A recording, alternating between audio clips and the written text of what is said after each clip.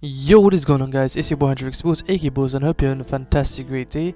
And we're finally back with a brand new review on the latest chapter of My Hero Academia, chapter 946, also known as Message. Now, this chapter was outstanding. We have got some huge information, so be sure to listen to me throughout this video. And if you guys enjoyed, don't be shy to hit that like button. But anyway, I want to get straight into this review. First of all, I want to talk about a huge theory I came up with a long time ago, and it ended up coming true in this chapter, and it is on Dr. Ujiko, and it's about the quirk shambles we are seeing right here. So anyways, this video was uploaded on my previous channel, which has been terminated, so you will not find the video right now. But if you guys would like to know more about the termination stuff, just watch the first video on this channel. So in short, I was just talking about Dr. Ujiko and how he was the one who helped steal Deku's quirk. And in this video I talk about methods of stealing quirks.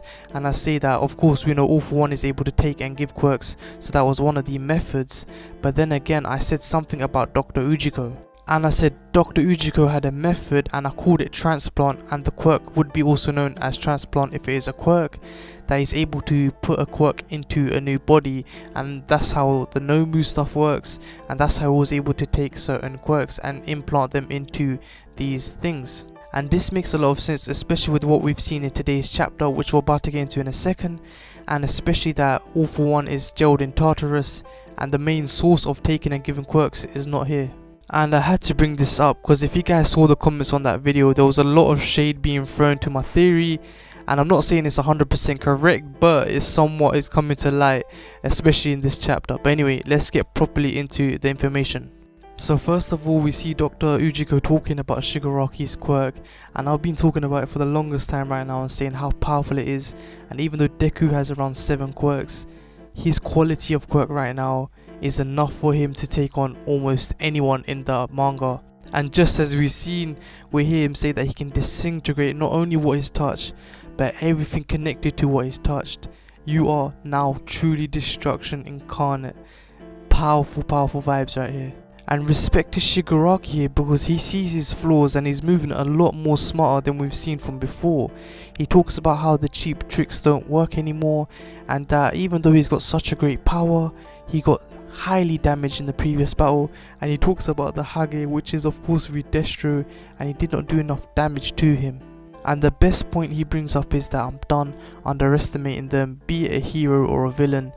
Bro, this is the mindset that you need to have to be the strongest and the most deadly man alive. And just as he says, I'll use everything at my disposal to turn All Might's remnants into dust. And he says another key bit, which is the next conflict will be our last. Now let's talk about the research that Dr. Ujiko has been doing, and he says with each passing generation, quirks grow and mix together, becoming more complex, more ambiguous and more powerful. And we've noticed a lot of this happening, and especially between, let's say, Todoroki. And I love the metaphor that Horikoshi chose for this through Dr. Ujiko, talking about the hardware isn't evolving fast enough for the software, which in general is talking about the quirk and how quirks will go uncontrollable if they can't match the software. And he says how he called this concept the quirk singularity point, but no one took that research seriously except for All For One. But we also know about the singularity of the One For All, which is a huge little theory as well. And he also brings up if people's bodies can't adapt to their quirks, they won't be able to keep living, and this makes sense and reflects on the Nomus. And then he also says you're like a little kid waiting to open his Christmas presents. For the next 4 months you'll be enduring hellish pain. So what does this mean? And guys, we can clearly tell that Shigaraki is about to get some brand new quirks through a way we've never seen before. And just as I said, that Dr. Ujiko's quirk or ability is to transplant quirks into people through an operation surgery, and that's why the pain of the hellish 4 months and so on and so forth is going to be Shigaraki rendering and getting used to that quirk. But what's crazy is the next page. But once you overcome it, you'll be able to hold the world in the palm of your hands, even One For All. So I don't know how this One For All business is going to work, because you guys know One For All can only be passed down and it can't be forced. It can only be forced by the owner if he chooses to, by giving his hair onto another person and they have to eat the hair, so on and so forth. So to the how of this, I've thought of 2 points, and that is whatever surgery that Ujiko is given to Shigaraki will enable him an ability which allows him to absorb quirks, just as Nomus can absorb damage, so on and so forth. I think there's a formula or a quirk that allows this to happen, maybe some type of genetic coding, we just don't know yet. And once again, another thing that's possible is that maybe they will have to kidnap and take Deku, and Dr. Ujiko, like I said, has an ability to transplant, and he'll be able to take out this quirk and then force it into Shigaraki some way, somehow. And the key code was 4 months from now, and we'll talk more about the timing in the end because I've been talking about timing in my last 3 reviews. Now back to our boy Hawk. So we see that smug smile from the Reed Destro as he sees him and talks to him about how he's been handing out the books to heroes, and I believe they're already onto him. You've been spotted, go loud. But regardless, I believe he was bait from the start. It was so easy to read, especially from like a villain's point of view, like he's just too suspicious.